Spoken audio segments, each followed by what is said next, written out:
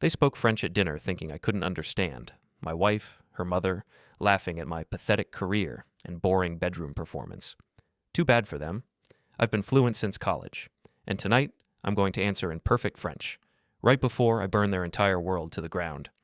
The restaurant was one of those overpriced places where they charge $40 for a steak the size of my palm.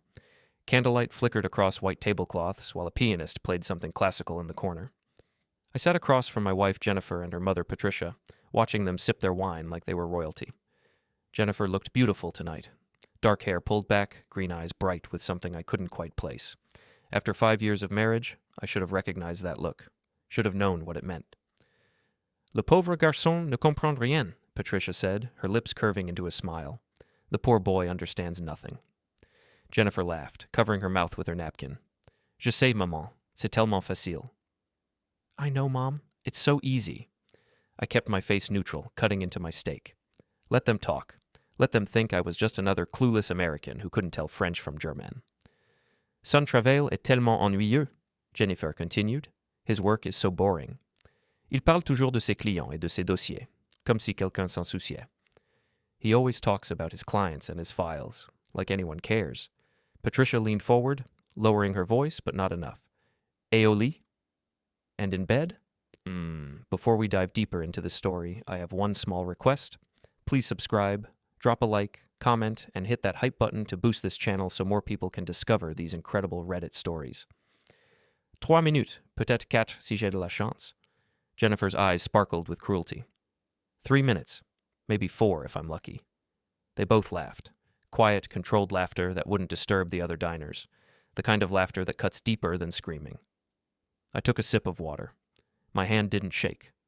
5 years at Morrison & Associates as a contract attorney had taught me how to keep my face blank during depositions, during negotiations, during moments when everything inside me wanted to react. Tu vas le quitter? Patricia asked. Are you going to leave him? Bientôt. Soon. Jennifer picked up her wine glass. David ne le sait pas encore, mais oui. Très bientôt. David doesn't know yet, but yes. Very soon. I set down my fork carefully. Precisely. Then I looked up at both of them and smiled. Bonsoir, Patricia, I said in flawless French. Merci pour le dîner. C'était très révélateur.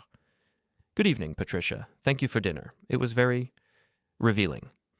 Patricia's wineglass stopped halfway to her lips. Jennifer's face went white. Vous pensiez que je ne comprenais pas? I continued. You thought I didn't understand? 5 ans à l'Université de Montréal. Maîtrise en droit international. Mais continuez, s'il vous plaît. C'est fascinant d'entendre ce que ma femme pense vraiment de moi. 5 years at the University of Montreal. Masters in International Law. But please, continue. It's fascinating to hear what my wife really thinks of me. Jennifer's mouth opened, closed, opened again. David, Non. I stood up, throwing my napkin on the table. Nous parlerons à la maison, en anglais, cette fois. No. We'll talk at home. In English this time. I walked out of that restaurant with every eye on me. Behind me, I heard Patricia's sharp intake of breath, Jennifer's chair scraping against the floor as she scrambled to follow. Good, because tonight you're leaving with nothing. The drive home took 20 minutes. Jennifer tried talking 3 times. Each time I turned up the radio, not loud, just enough to make conversation impossible. Passive aggression wrapped in classic rock. Our house sat at the end of Maple Grove Avenue, a modest 2-story colonial we'd bought 3 years ago. Jennifer had insisted on the white picket fence. Like something from a movie, she'd said. Now it just looked like a cage. I parked in the driveway. Jennifer's hand touched my arm as I reached for the door handle. David, please, let me explain. I looked at her hand. 5-carat diamond engagement ring. Wedding band with smaller diamonds circling it. $5,200 total. I'd saved for 8 months to buy those rings. Explain what? I asked. Explain how my work bores you. Explain how I'm terrible in bed. Explain how you're planning to leave me but haven't told me yet. Which part needs explaining, Jennifer? It wasn't. We were just what? Just having fun at my expense? Just making sure your mother knows what a disappointment I am? I pulled my arm away. Get inside. We're going to talk about this like adults, not like you're some teenager gossiping about her boyfriend. Inside, the house smelled like the vanilla candles Jennifer loved. Photos lined the hallway, our wedding day, vacation in the Bahamas, Christmas with her family. Every single picture showed us smiling, happy, all eyes. I went to the kitchen, poured myself a scotch. Jennifer stood in the doorway, arms crossed, defensive posture already locked in. "How long have you been sleeping with him?" I asked. Her eyes widened. "What?" "Don't insult me further." I took a drink. "Your phone's been glued to your hand for 3 months. You shower as soon as you get home from book club. You bought new lingerie I've never seen you wear. And tonight you told your mother you're leaving me soon. So how long have you been sleeping with him?" Jennifer's face cycled through emotions. Shock, fear, anger, defiance. She settled on defiance. 6 months, she said. "His name is Tyler. He's a personal trainer at Fitness First. And yes, before you ask, he's better than you at everything." The words hit like punches, but I'd expected them, had prepared for them during that silent car ride home. "Does he know you're married?" "Of course he knows. He doesn't care." She uncrossed her arms, standing taller. "He actually makes me feel wanted, David. He doesn't spend every weekend working on boring contracts. He doesn't fall asleep during movies. He actually pays attention to me." "How much does he make?" The question caught her off guard. "What?" "How much does Tyler, the personal trainer, make annually? Ballpark figure." "That's not... Why does that matter?" "Because you've been spending my money on him." I set down my glass. The credit card statement from last month. Dinner at Russo's, $240. I was at a deposition that night. Then there's the hotel room downtown, $350 for one night, and my favorite, the weekend trip to Vermont, $1,500 charged to our joint account. I was in Chicago for a client meeting. Jennifer's defiance cracked. "You've been tracking my spending?" "I'm a contracts attorney, Jennifer. I notice when money disappears." I pulled out my phone, opened the Photos app. "I've also been documenting everything for the past 6 weeks. Every charge, every suspicious text notification that pops up on your phone when you leave it on the counter, every time you claim to be at book club but your location shows you're at his apartment on Fletcher Street." "You've been tracking my location?" Her voice rose. "That's psychotic." "No. What's psychotic is stealing money from your husband to fund an affair, then mocking him in French at dinner with your mother." I pocketed my phone. "I want you out of this house tonight." "This is my house, too." "Actually, it's not. Check the deed. I bought this house before we got married. You're on the mortgage as a co-signer, but the title's in my name only. My lawyer made sure of that." I walked past her toward the stairs. "You have 1 hour to pack what you need. Everything else will divide during the separation proceedings." "You can't just kick me out." I stopped on the 3rd step, turned to face her. "Yes, I can. This is my house. You've been committing adultery. And I have documentation proving you've been using marital funds for your affair. So you can leave tonight voluntarily, or I can call the police and have you removed for trespassing. Your choice." Jennifer's face flushed red. "You bastard. You absolute bastard. I gave you 5 years of my life. And I gave you a home, financial security, and faithfulness. Guess we're both disappointed." I continued up the stairs. "Clock's ticking, Jennifer. 59 minutes now." Behind me, I heard something crash. Probably the vase from the entry table. Then footsteps stomping up the stairs, the bedroom door slamming. I went to the guest room, sat on the bed, and waited. My hands were shaking now. The scotch burned in my stomach. Everything I'd said, everything I'd done, it was all adrenaline and fury holding me together. But I'd meant every word. Jennifer left after 47 minutes. I heard her car peel out of the driveway, tires squealing on asphalt. She'd taken 3 suitcases and her jewelry box. Left behind were her books, most of her clothes, and 17 boxes of shoes she'd accumulated over 5 years. I sat in the living room until 3 in the morning, drinking scotch and thinking. The house felt different now, bigger, emptier. Like something essential had been removed, and I was only now noticing the space it left behind. My phone buzzed. "Jennifer, you're going to regret this." I didn't respond, just screenshotted the message and added it to my documentation folder. Let her threaten. Let her rage. I had evidence. I had preparation. I had 5 years of watching her mother manipulate situations to get what she wanted, and I'd learned. The game was just beginning. Monday morning hit like a freight train. I'd slept maybe 2 hours total, showered in cold water to shock myself awake, and mainlined 3 cups of coffee before heading to Morrison & Associates. The office occupied the 15th floor of the Madison building downtown. Floor-to-ceiling windows overlooked the harbor. Expensive furniture. Expensive art. Everything about Morrison & Associates screamed success. My office was smaller than the partners, but still respectable.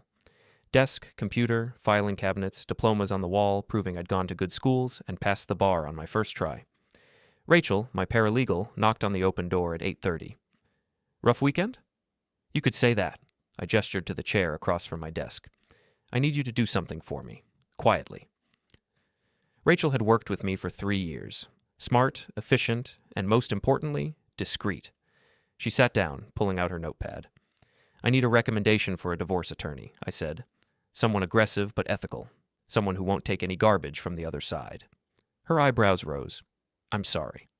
Don't be. I'm not. I handed her a flash drive. This contains documentation of my wife's affair, including misuse of marital funds. I need someone who can turn this into leverage.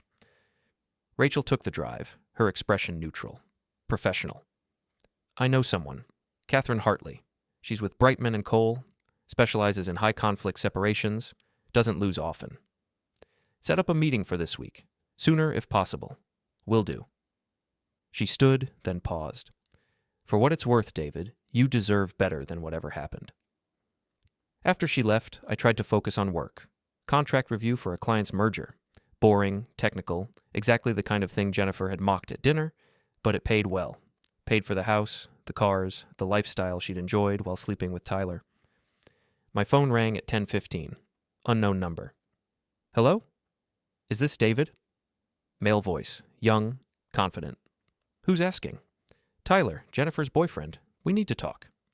I leaned back in my chair, fighting the urge to laugh. Do we? Yeah, man to man. Jennifer's really upset. You kicked her out with nowhere to go. That's messed up. She had plenty of places to go. Her mother's house, your apartment, a hotel. She chose this situation when she chose to cheat. Look, she made a mistake. 6 months isn't a mistake, Tyler. 6 months is a pattern, a choice, a deliberate decision made over and over again. I stood, walking to my window. Here's what we're going to do. We're going to have exactly 0 conversations. You're going to stay out of my separation proceedings. And if I find out you've been coaching Jennifer or interfering in any way, I'll make sure your employer knows you've been conducting affairs with married clients. She's not my client. We met at a bar. Interesting. Because her membership card for Fitness First says otherwise. Client number 847293, signed up 2 weeks before you started working there according to your LinkedIn profile. So either Jennifer lied to me or you're lying to me. Either way, stay out of this. I hung up before he could respond. The audacity. The sheer arrogance of calling me to defend Jennifer's honor after sleeping with her for 6 months. These people really thought I was stupid. Catherine Hartley's office was everything Rachel promised, modern, sharp, with a wall of legal victories framed like trophies. She sat behind a glass desk, 50-something with steel gray hair, and eyes that probably made opposing counsel nervous. Mr. Bennett, she said, shaking my hand, I've reviewed the preliminary information Rachel sent over.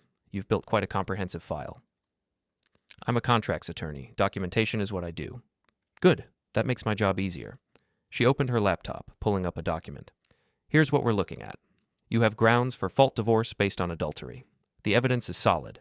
Financial records, location data, text messages. The fact that she used marital funds to support the affair strengthens your position considerably. What about the house?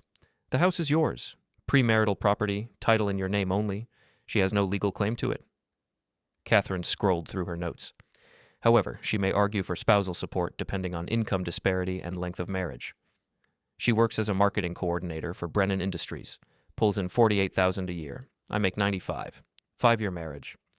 She'll push for temporary support during proceedings, possibly short-term support afterward, but given the adultery and financial misconduct, we can fight that. Catherine closed her laptop. I need to ask you something directly, Mr. Bennett. What's your goal here? Minimize financial loss? Punish her? Both? I thought about Jennifer's face at that restaurant, the casual cruelty in her voice when she mocked me to her mother, the way she'd laughed about my performance in bed like it was a joke we weren't both part of. I want her to understand that actions have consequences, I said. I want her mother to know she raised a woman who thinks loyalty and honesty are optional, and I want Tyler to realize he didn't win some prize. He just inherited someone else's problem. Catherine smiled. It wasn't a nice smile. We're going to get along just fine. The paperwork was filed Wednesday afternoon. Petition for separation on grounds of adultery. Request for division of assets. Documentation of financial misconduct attached as exhibits. Catherine had her paralegal hand-deliver it to Jennifer at her mother's house. Jennifer called me 17 times that evening. I didn't answer. Let her stew. Let her panic. Patricia called me at 9 p.m. I almost didn't answer, but curiosity won. David, this is ridiculous, she said without preamble. You're being vindictive and cruel. Jennifer made a mistake, yes, but this reaction is disproportionate. Is it? I poured myself a drink. Let me ask you something, Patricia. If you'd found out your husband was sleeping with someone else for 6 months, using your money to fund it, and planning to leave you without warning, would you consider that just a mistake? That's different. No, it's not. The only difference is Jennifer got caught before she could execute her exit strategy. Now she's dealing with consequences, and you don't like it because it reflects poorly on how you raised her. How dare you? I have a recording of you and Jennifer speaking French at dinner, I interrupted, mocking me, laughing about my work, my performance, my entire existence. I've sent it to Catherine Hartley. If this goes to court, a judge will hear your daughter calling me pathetic while you encouraged her. So before you call me cruel, Patricia, maybe consider what Jennifer and you have done. Silence on the other end. Then quietly, You recorded us? Massachusetts is a one-party consent state. I can record any conversation I'm part of, even if the other parties don't know I speak French. I took a drink. Tell Jennifer to respond through her attorney. We're done communicating directly. I hung up. The next morning, I went to the gym. Not fitness first. I wasn't interested in running into Tyler. Instead, I chose Atlas Performance on the other side of town. Weights, cardio, a punching bag that I use until my knuckles hurt. Physical activity helped. Gave me somewhere to put the anger that threatened to consume everything else. Good form, someone said behind me. I turned to find a guy about my age, maybe 6 feet tall, solid build. You trained before? High school wrestling. Been a while. I can tell. You've got the foundation. He extended his hand. James, I run the self-defense classes here Tuesday and Thursday nights. You interested? Maybe. I wiped sweat from my face. What's the focus? Real-world situations. No fancy moves, just practical techniques for when talking stops working. We get a lot of people going through rough times who want to feel capable again. He handed me a card. First class is free. See if you like it. I pocketed the card. I'll think about it. But I knew I'd go, because something in me recognized that this situation with Jennifer wasn't over, not by a long shot. And when it escalated, when it inevitably exploded, I wanted to be ready. Jennifer hired an attorney by Friday, Daniel Foster from Whitmore & Associates. I knew him by reputation, aggressive, expensive, and not particularly ethical, exactly who I'd expect Patricia to recommend. His first move was requesting mediation to avoid costly litigation. Catherine laughed when she showed me the letter. He's fishing, she said. Wants to see how much evidence you actually have. We're declining. What's his play? Probably going to claim emotional distress. Maybe paint you as controlling because you tracked her location. Foster likes the victim narrative. Catherine pulled up her calendar. We have a preliminary hearing in 3 weeks. Discovery starts immediately. He's going to request financial records, communications, everything. Give him everything. I've got nothing to hide. Good. Meanwhile, I need you to start documenting Jennifer's lifestyle. If she's living with Tyler, we need to know. If Patricia's supporting her financially, we need to know. If she's making any large purchases or suspicious transfers, we need to know. Can you do that without violating any laws? I'll make some calls. I spent the weekend reaching out to mutual friends. Carefully, subtly, just checking in, seeing how everyone was doing. Word spreads fast in our circle. And by Sunday evening, I had a clearer picture. Jennifer was staying with Patricia. Tyler visited 3 times that week. She'd been crying to anyone who would listen about how I'd thrown her out with no warning and refused to even talk about working things out. The sympathy campaign, predictable. Monday morning, I got a call from Jennifer's friend Melissa. We'd always gotten along well enough. She was married to Jennifer's college friend Brad. David, I need to tell you something, Melissa said. Her voice was tight, nervous. Jennifer's been saying things about you, and I don't think they're true. What kind of things? She's telling people you were abusive, that you controlled her money, monitored her constantly, made her afraid to leave the house. Melissa paused. But Brad and I have known you both for years. We've never seen anything like that. So I wanted to hear your side before I believe what she's saying. My hand tightened on the phone. She's claiming I abused her? Emotionally, yeah. She's not saying you hit her or anything, just that you were controlling and manipulative, that she was afraid of you. Did she mention why I asked her to leave the house? She said you found out she'd been talking to another guy and went crazy, that you gave her no chance to explain, just kicked her out in the middle of the night. I took a breath. I counted to 5. Melissa, I'm going to send you something. It's a recording from 2 weeks ago. After you listen to it, you can decide what's true and what's not. But I need you to promise me you'll keep this between us for now. Can you do that? Okay, yeah, I promise. I sent her the French dinner recording. Then I called Catherine. She's escalating, I said. Abuse allegations. Probably trying to build a case for emergency support or a restraining order. Anticipated, Catherine replied. Foster loves that playbook. Here's what we do. Document everyone she's contacted. Get statements from anyone willing to provide them. We'll file a motion to compel her to produce evidence of these abuse claims. When she can't, it damages her credibility. What if she manufactures evidence? Then she commits fraud, and we destroy her in court. Catherine's voice hardened. Stay calm, David. Don't contact her. Don't respond to provocation. Let me handle this. The strategy sessions with Catherine became my routine. Every Tuesday and Thursday evening, we'd meet in her office, review new developments, plan our next moves. It felt like preparing for trial, because that's exactly what it was. Jennifer filed for emergency spousal support, Catherine said during our third meeting. She's claiming financial hardship and inability to maintain her standard of living. She has a job. Yes, but she's arguing that her income isn't sufficient to cover her expenses, especially since you've frozen the joint accounts. Catherine slid a paper across the desk. Here's her monthly budget submission. Take a look. I scanned the document. Rent at Patricia's house, $1,200. Car payment, $450. Insurance, phone, utilities, groceries. Then the interesting items. Gym membership at Fitness First, $200 monthly. Salon and spa treatments, $600. Shopping and entertainment, $800. She's padding this, I said. She doesn't need a $600 a month salon budget. Of course she is. Foster knows the judge will cut it down, but he's starting high to anchor the negotiation. Catherine made notes on her copy.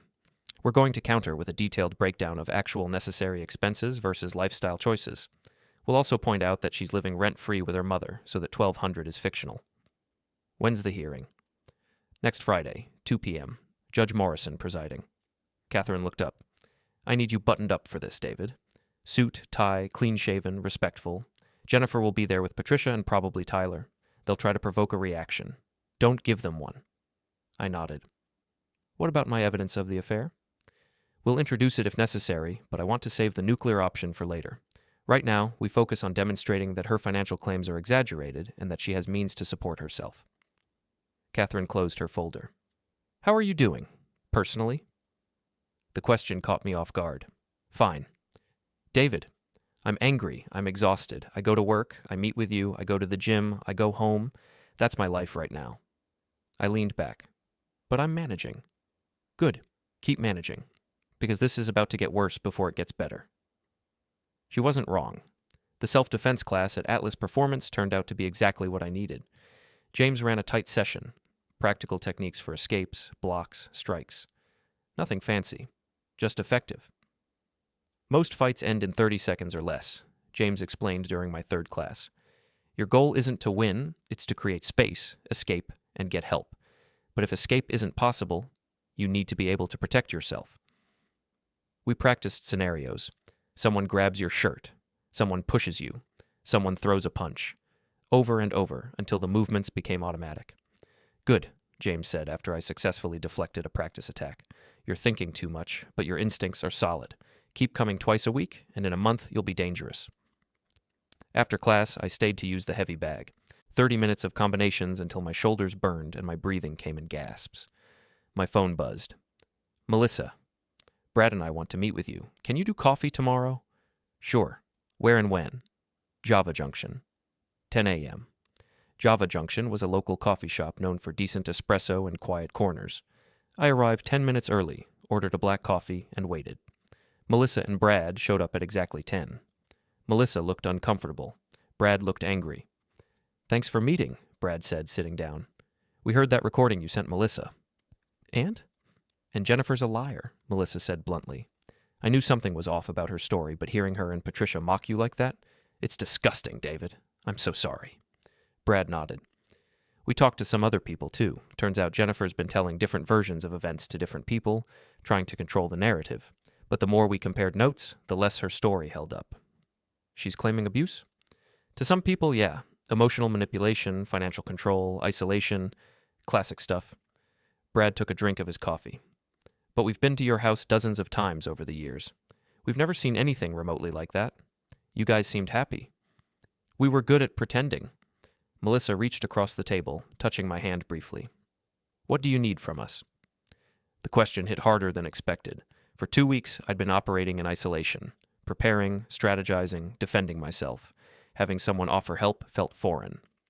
Catherine, my attorney, said she might need character witnesses, people who can testify to my actual behavior versus Jennifer's claims. We'll do it, Brad said immediately. Whatever you need. There's more. I pulled out my phone, showed them screenshots of financial records. Jennifer spent over $7,000 of our money on her affair in the last 4 months. Dinners, hotels, gifts. I can prove it, but I need people who knew we had a joint account and knew I wasn't controlling her spending. Melissa nodded. Jennifer used to brag about buying whatever she wanted. She definitely wasn't financially restricted. We talked for another hour. They gave me names of other friends who'd started questioning Jennifer's story. By the time we left, I had a list of 6 people willing to provide statements. It wasn't much, but it was momentum. And momentum was what I needed. The emergency support hearing arrived faster than expected. I met Catherine outside the courthouse at 1:30, wearing my best suit and trying to look calm. Remember, Catherine said as we walked in, no reactions. No matter what Foster says, no matter what Jennifer does, you're confident, professional, and above the drama. Courtroom C was smaller than I expected. Wood paneling, fluorescent lights, an American flag in the corner. Judge Morrison sat behind the bench, late 60s, reading glasses perched on his nose, expression suggesting he'd seen every trick in the book. Jennifer sat at the plaintiff's table with Foster. She'd dressed conservatively. Modest dress, minimal makeup, hair pulled back. The victim look. Patricia sat in the gallery behind her. Tyler, thankfully, was absent. All rise, the bailiff called. We stood as Judge Morrison settled in. Be seated. We're here for the emergency petition for spousal support in Bennett versus Bennett. Mr. Foster, you filed the motion. Proceed. Foster stood, smooth and polished.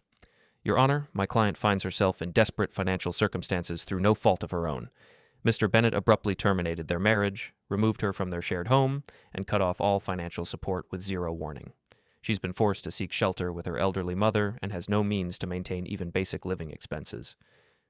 Mr. Bennett had access to financial records showing their joint account balance, Catherine countered when it was her turn. He also had evidence that Mrs. Bennett was conducting an extramarital affair and using marital funds to support it. The separation wasn't abrupt. It was the natural result of discovering sustained infidelity. Judge Morrison looked up. Do you have evidence of this affair, Ms. Hartley? Extensive evidence, Your Honor. Financial records, location data, witness statements. We can provide all of it if the court wishes to review. That won't be necessary at this stage. Morrison turned to Foster. Mr. Foster, your client is employed, correct? Yes, Your Honor, but her income is insufficient. How much does she make annually? Foster hesitated. Approximately $48,000. And she's living with her mother rent-free? Temporarily, yes, but... Then explain to me why she requires emergency support when she has income and housing. Morrison's tone suggested he wasn't impressed. Foster tried. He really did. Talked about maintaining standard of living, emotional distress, medical expenses, but Morrison shut him down methodically, asking for specifics that Foster couldn't provide. After 30 minutes, Morrison made his ruling. Motion for emergency spousal support is denied. Mrs. Bennett has adequate means to support herself during these proceedings. However, I'm ordering both parties to maintain all financial records and refrain from dissipating marital assets. Discovery will proceed according to standard timelines. Next hearing is scheduled for 6 weeks from today. The gavel came down. Jennifer's face crumpled. Patricia put an arm around her shoulders while Foster gathered his papers with tight, controlled movements. Catherine packed up our materials efficiently. That went well. She looked surprised. Foster probably told her this was a sure thing. Now she knows it's not. Catherine glanced at Jennifer and Patricia.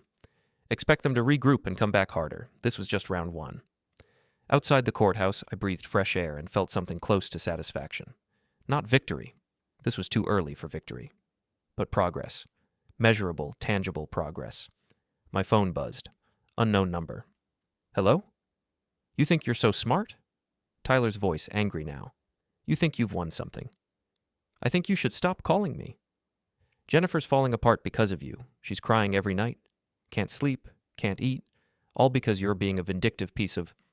Stop. I kept my voice level. You want to know why Jennifer's falling apart? Because she got caught. Because her plan to leave me on her terms didn't work. Because now she has to face consequences for her choices. But that's not my problem, Tyler, and it's not your problem either unless you choose to make it one. She loves me. We're going to be together when this is over. Good luck with that. She'll cheat on you too eventually. That's what she does. I hung up. Catherine was watching me. Tyler? Yeah, he's not taking the news well. Document everything. Every call, every text, every contact. If he escalates, we file for a restraining order. I nodded. But something in my gut told me Tyler wasn't going to back off. He was too invested, too convinced he was the hero of this story, which meant this situation was about to get physical, and I needed to be ready. 3 weeks after the hearing, I discovered what Jennifer had really been hiding, not through investigation, not through financial records, through her own mother's mouth.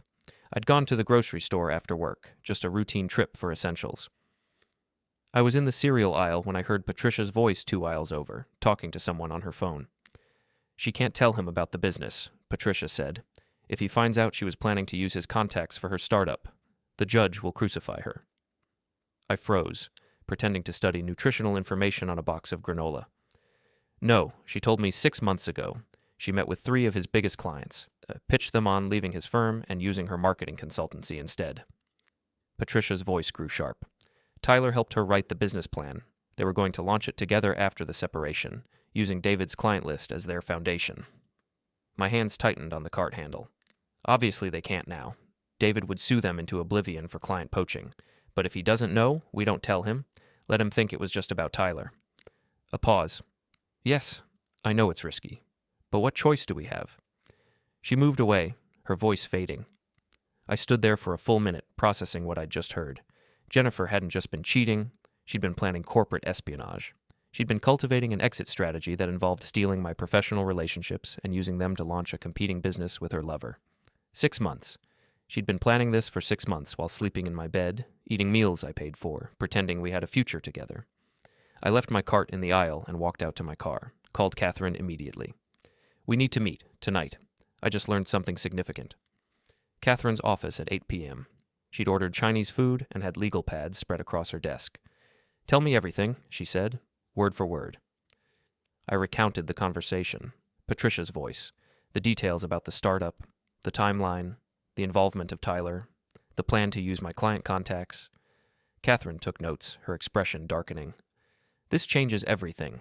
If she contacted your clients while you were still married, while representing herself as your wife, that's not just unethical. It's potentially actionable. Did she have access to privileged client information? We have a home office. She could have accessed files when I was at work. Did you ever discuss client matters with her? General information, yes. Names, companies, deal structures. Nothing confidential, but enough to make targeted pitches. I leaned forward. Can we use this? Absolutely, but carefully.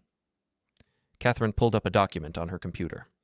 We need to verify which clients she contacted, get statements from them, build a timeline, then we file an amended complaint adding business interference and potential breach of confidentiality. The court will take this very seriously. What about Tyler? If he helped plan this, he's potentially liable too, especially if he benefited financially or was positioned to benefit. Catherine made more notes. This also explains why Jennifer was so confident about leaving you. She thought she had a business lined up, a new partner, and your clients ready to follow her. She thought she was trading up. And now she's scrambling because I exposed the affair before she could execute the plan. Exactly, which means she's desperate, and desperate people make mistakes. Catherine looked up. But desperate people are also dangerous. I need you to be extremely careful, David. If Jennifer thinks you know about the business plan, she might try something drastic. Like what? Destroying evidence, pressuring clients to lie, or escalating the abuse allegations to distract from her misconduct. Catherine closed her laptop. From this moment on, you don't go anywhere alone. You don't meet with Jennifer under any circumstances. You document everything. Understood?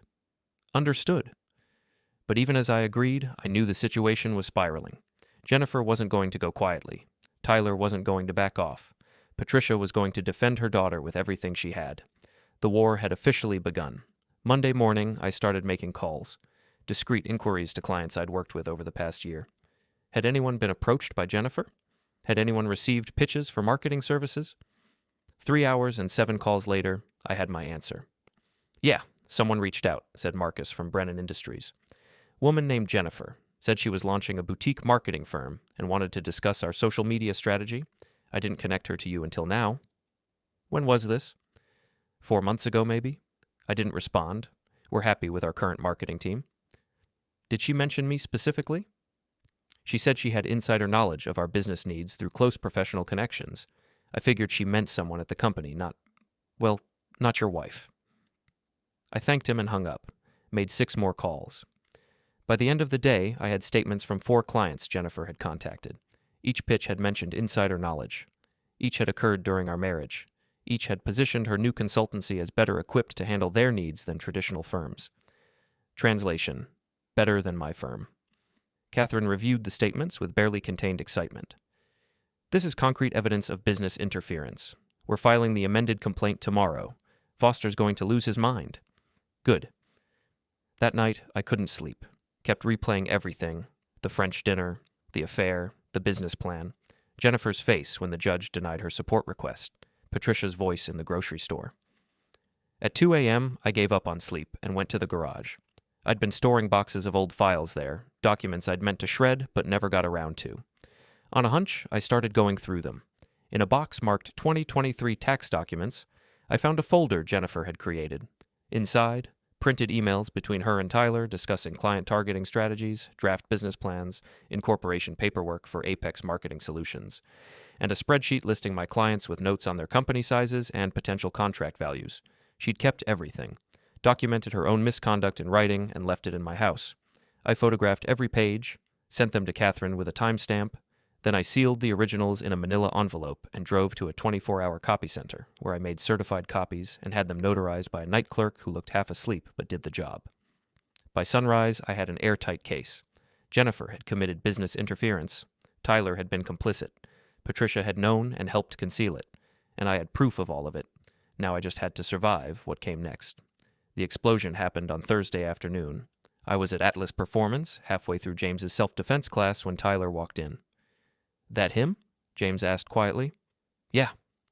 Tyler marched across the gym floor, ignoring the receptionist's attempts to stop him. He looked worse than his LinkedIn photo suggested. Gym muscular but soft around the edges, with anger burning in his eyes. "We need to talk," Tyler said, stopping 3 feet from me. "No, we don't." I turned back to James. "Sorry about this."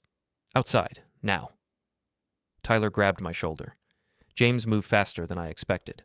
One moment, Tyler's hand was on my shoulder. The next, James had twisted it away and positioned himself between us. "You need to leave," James said calmly. "This is a private facility. You're trespassing." "I'm talking to him." Tyler tried to move around James. "No, you're leaving, now, or I call the police for harassment and assault." Tyler's face flushed. "Assault? I barely touched him." "You put hands on a member without consent? That's assault." James pulled out his phone. "Your choice. Walk out or get carried out." For a moment, I thought Tyler might throw a punch. His shoulders tensed. His weight shifted forward. I prepared to defend myself using everything James had taught me. But then Tyler backed down. "This isn't over," he said to me. "You've ruined Jennifer's life. You're going to pay for that." "Get in line," I replied. Tyler left, slamming the door hard enough to rattle the frame. James turned to me. "That's going to escalate," he said. "He's the type who won't let it go." "I know." "You carrying any protection? Pepper spray, personal alarm?" "No." "Start. And consider varying your routes home from work. People like him get obsessive." James gestured back to the mat. "Come on. Let's practice what happens when someone actually throws that punch." We trained for another hour. By the end, I was exhausted, but sharper, more aware, more ready. I filed a police report that evening. Officer Daniels, a tired-looking woman in her 40s, took my statement with professional detachment. "Has he threatened you directly?" she asked. "He said I'm going to pay for ruining his girlfriend's life." "That's vague, not specific enough for a restraining order, but we'll note the incident. If he contacts you again, call immediately. Start building a pattern." She handed me her card. "And Mr. Bennett, be careful. Relationship disputes get messy. People do stupid things." "I know." I drove home, checking my mirrors constantly. No one followed me.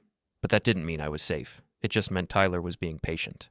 At home, I installed motion sensor lights on my porch and driveway, set up a doorbell camera, checked the locks on every window and door, Small precautions that made me feel slightly less vulnerable. My phone buzzed at midnight. Jennifer, you went after my business plan. You're trying to destroy everything I worked for.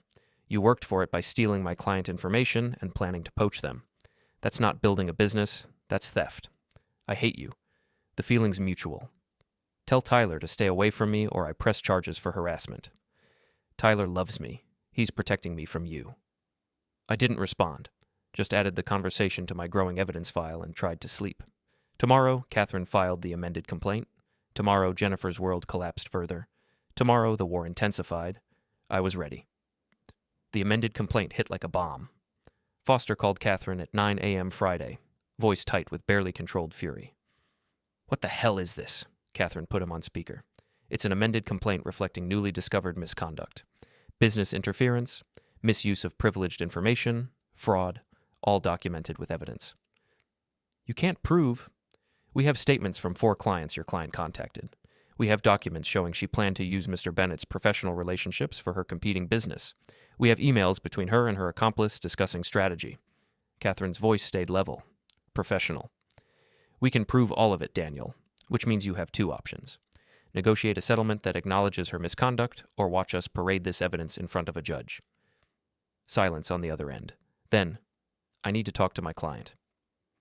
You have until Monday. After that, we proceed with full discovery, including depositions of Jennifer, her mother, and Tyler. Catherine ended the call. I felt something close to satisfaction. Not joy. This situation was too ugly for joy. But vindication. Finally, Jennifer faced consequences she couldn't manipulate or lie her way out of. What happens now? I asked. Foster realizes his case just collapsed. Jennifer probably lied to him about the business plan. Now he looks incompetent, and she looks like a fraud. He'll try to salvage something through settlement, but our leverage just tripled. Catherine made notes. Stay alert. This is when people make desperate moves. She was right. Jennifer showed up at my office Monday afternoon. She bypassed security by claiming to be my wife, delivering important documents. By the time anyone thought to verify, she was already on the 15th floor. Rachel intercepted her. Mrs. Bennett, you need to leave. I need to talk to David. 5 minutes, that's all. Mr. Bennett doesn't want to speak with you. All communication goes through attorneys. You know this. Please. Jennifer's voice cracked. I just need 5 minutes. I'll leave after that. I promise. Rachel looked at me. I'd heard the commotion and come out of my office. Jennifer stood in our reception area, looking nothing like the confident woman I'd married. Her eyes were red-rimmed. Her clothes hung looser. She'd lost weight. 5 minutes, I said. In the conference room. Rachel stays. Jennifer nodded. We went to conference room B, a small space with a table and 4 chairs. Rachel sat by the door. Jennifer sat across from me. You're destroying my life, Jennifer said. That business plan was my dream, my chance to build something for myself, and you're killing it because you can't accept that I moved on. You didn't move on, Jennifer. You cheated. You stole. You planned to sabotage my career while pretending we had a future. I kept my voice flat, emotionless. You want sympathy? Try someone who wasn't betrayed for 6 months. I never loved you. The words came out sharp, honest. I tried. I really did. But you were always so boring, so focused on work and rules and doing everything the right way. Tyler makes me feel alive. He sees me as exciting, not as someone to build a stable life with. Congratulations, you found someone as selfish as you are. That's not fair. Fair? I leaned forward. You want to talk about fair. You mocked me in French at dinner with your mother. You spent $7,000 of our money on your affair. You contacted my clients to steal them for your business. You've been telling everyone I abused you. Where exactly is the fairness in any of that? Jennifer's face crumpled. I didn't mean... Some of that was... You meant all of it. Every word, every action, every lie. I stood. Your 5 minutes are up. Get out of my office. Don't come back. David, please, get out. Jennifer stood, tears streaming down her face. She looked at Rachel. He's going to ruin everything. You see that, right? He's going to destroy me because he can't let go. Rachel opened the door. This conversation is over, Mrs. Bennett. After Jennifer left, I went back to my office and locked the door. Sat at my desk with my head in my hands. Even with everything she'd done, seeing her breakdown hurt. Not because I loved her, that died the moment I heard her laugh at the restaurant, But because I'd spent 5 years building a life with this person, and now I was watching her disintegrate? My phone buzzed. Catherine. Foster wants to talk settlement. Can you come by at 6? I'll be there. The settlement meeting happened in Catherine's conference room. Foster sat on one side with Jennifer and Patricia. Catherine and I sat on the other. A mediator, Sandra Mills, neutral expression and 20 years of experience, sat at the head of the table. Let's begin, Sandra said. Mr. Foster, your client is proposing. Foster slid papers across the table. Mrs. Bennett withdraws her support request and agrees to a no-fault separation in exchange for Mr. Bennett withdrawing the business interference claims and agreeing to a 50-50 split of marital assets. Catherine didn't even look at the proposal. Absolutely not. Your client committed adultery, misused marital funds, and planned to sabotage Mr. Bennett's career. She gets nothing beyond what the law requires, which given the circumstances is minimal. She's entitled to the consequences of her choices. Catherine pushed the papers back. Here's our proposal. Mr. Bennett keeps the house, his retirement accounts, and his vehicle. Mrs. Bennett keeps her vehicle and personal possessions. No support, no asset split. Both parties walk away, and Mr. Bennett agrees not to pursue civil damages for the business interference. Patricia made a noise of protest. That's outrageous. Jennifer has rights. Jennifer has the right to legal representation, Catherine said coldly. What she doesn't have is the right to benefit from marital assets while simultaneously betraying the marriage and attempting corporate espionage. If we go to court, a judge will see the evidence and rule accordingly. This settlement spares her that public humiliation. Jennifer's hands were shaking. You can't do this. I can. I am. I looked directly at her. You gambled on Tyler and your business plan. You lost. Now you pay the price. Tyler and I are still together. When this is over, you'll realize Tyler stuck around because you were his ticket to an easy business launch. Without that, he's going to find another married woman with better prospects. I stood. Accept the settlement or don't, but you're not getting anything else from me. Foster called for a recess. We stepped out while they conferred. Catherine looked satisfied. They'll accept, she said. Patricia's smart enough to know they're cornered. Jennifer's emotional, but Foster will talk her down. What if they don't? Then we go to court, air every piece of dirty laundry, and the judge rules in our favor anyway. Either way, you win. 20 minutes later, Foster came out. My client will accept the terms with one modification. She wants Mr. Bennett to sign a non-disclosure agreement preventing him from discussing the business plan with anyone in their professional circle. No, I said immediately. I'm not protecting her reputation. David, Catherine said quietly, take the NDA. You already have what matters. Let her save face with her colleagues. I thought about it. The NDA didn't prevent me from using the information in legal proceedings. It just meant I couldn't gossip about it at industry events. And honestly, I had no interest in spreading the story anyway. It was humiliating for both of us. Fine, but she signs a matching NDA about the abuse allegations. She doesn't get to keep spreading lies. Foster nodded. Agreed. The papers were drafted by 8 p.m. We all signed. Jennifer's hand trembled so badly she could barely write her name. Patricia looked like she'd aged 10 years. Foster looked relieved to be done with the case. I walked out of that office a legally separated man, free of financial obligations with all my assets intact. It should have felt like victory. Instead, it just felt empty. The following Tuesday, Tyler showed up at my house at 11 p.m. I knew he was coming. The motion sensor lights triggered, and the doorbell camera sent an alert to my phone. I watched him approach on the screen, his face tight with rage. I called the police first, then James. Tyler's here, I said. At my house. I'm 10 minutes away. Stay inside. Don't engage. Tyler pounded on the door. Bennett, open up. We need to talk. I stayed in the living room, phone recording video through the window. Tyler pounded again, tried the doorknob, walked around to the side of the house, testing windows. I know you're in there, Tyler shouted. You destroyed her life. You took everything from her. The first police car arrived 7 minutes later. Officer Daniels and her partner. They approached Tyler with hands on their weapons. Sir, step away from the house. Hands where we can see them. Tyler turned, saw the police, and some of the rage drained from his face. You're trespassing on private property and attempting illegal entry. Hands behind your back. They cuffed him, read him his rights, loaded him into the patrol car while Officer Daniels came to my door. You okay? She asked. Shaken but fine. I have video of everything. Send it to me. We'll file charges for trespassing and attempted breaking and entering. With your earlier complaint, we can get a restraining order issued by morning." James arrived as the police were leaving. "You good?" "Yeah, thanks for coming." "That's what friends are for." He looked at where Tyler had stood. "You should stay somewhere else tonight. If he makes bail, he might come back." "I'm not leaving my house." "Then I'm staying. Couch is fine." James stayed. We sat up until 2 a.m., talking about nothing important. Just his way of keeping me distracted, of making sure I wasn't alone. Tyler made bail the next morning. By afternoon, he had a restraining order requiring him to stay 500 feet away from me, my house, and my workplace. Jennifer called me that evening. I almost didn't answer, but curiosity won. "Tyler's in jail because of you," she said. Her voice was flat, exhausted. "Tyler's in jail because he tried to break into my house. That's on him. He was trying to defend me. He loves me. He loves the idea of you, the fantasy. When reality hits, he'll bail just like you bailed on our marriage." "I didn't—" She stopped, started again. "This isn't how it was supposed to go."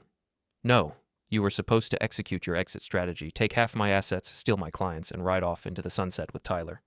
But life doesn't work that way. Actions have consequences. You're learning that now." "I'm sorry," she said quietly.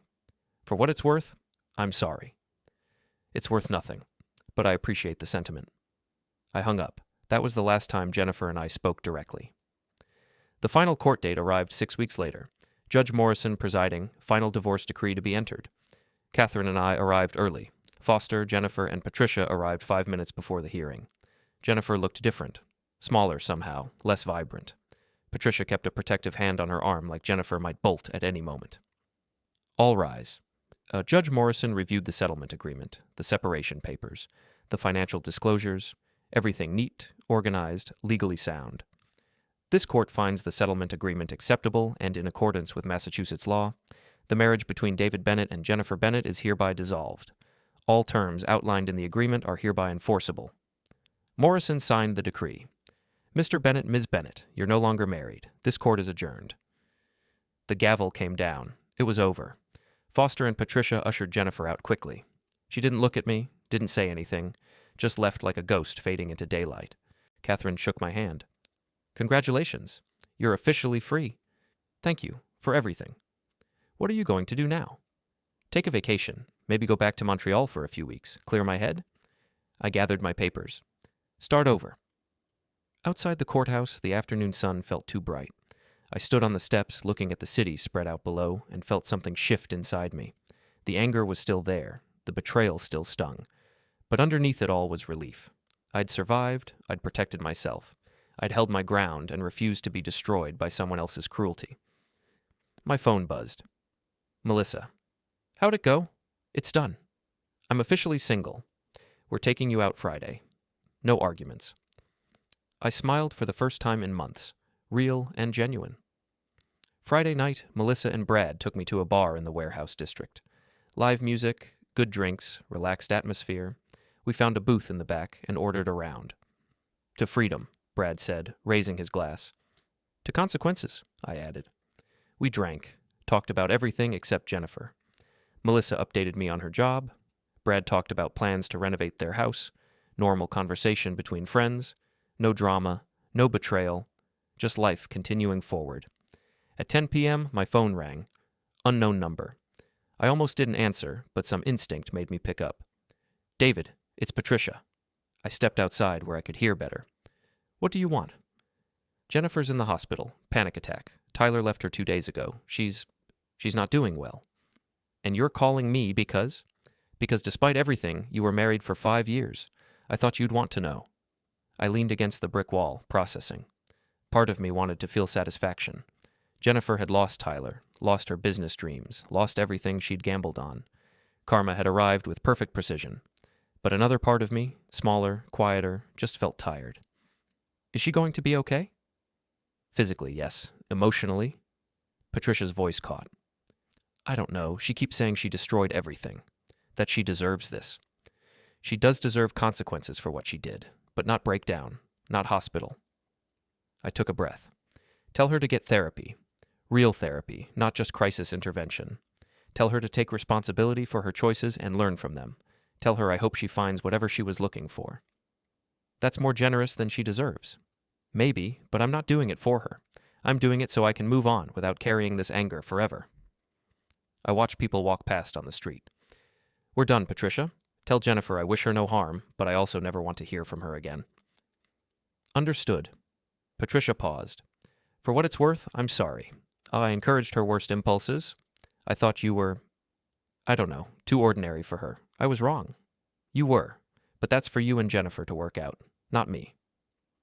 I hung up and went back inside. Everything okay? Melissa asked. Yeah, everything's fine. I sat down, picked up my drink.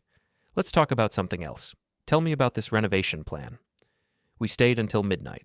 When I left, I felt lighter than I had in months. How the divorce was final. Jennifer was out of my life. Tyler was gone. Patricia would have to live with the choices she'd enabled. And me? I was free to rebuild. To find someone who valued loyalty and honesty. To create a life based on truth instead of lies. 3 months later, I got a package in the mail. No return address. Inside was a note in Jennifer's handwriting. I found these in storage. Thought you might want them back. Underneath were the photos from our wedding day. Us smiling, dancing, looking genuinely happy. 2 people who thought they had a future. I looked at those pictures for a long time. Remembered who I'd been on that day. Hopeful, committed, ready to build something lasting. That version of me felt like a stranger now. I put the photos in a box in the garage. Not thrown away, but not displayed either. Just evidence of a chapter that had closed. My phone buzzed. James, you coming to class tonight? Wouldn't miss it. I grabbed my gym bag and headed out. The house looked different now. Redecorated, rearranged. Mine in ways it never had been when Jennifer lived here. My space, my sanctuary, my foundation for whatever came next. The evening air felt crisp, clean, full of possibility. I'd survived the fire. Now I was ready to see what rose from the ashes. Somewhere across town, Jennifer was rebuilding her life too. With therapy, maybe? With better choices, hopefully. With Tyler or someone new or alone, that wasn't my concern anymore. I'd gotten my revenge not through destruction, but through consequences. Through holding firm when everything in me wanted to crumble. Through refusing to let her rewrite the story or escape responsibility.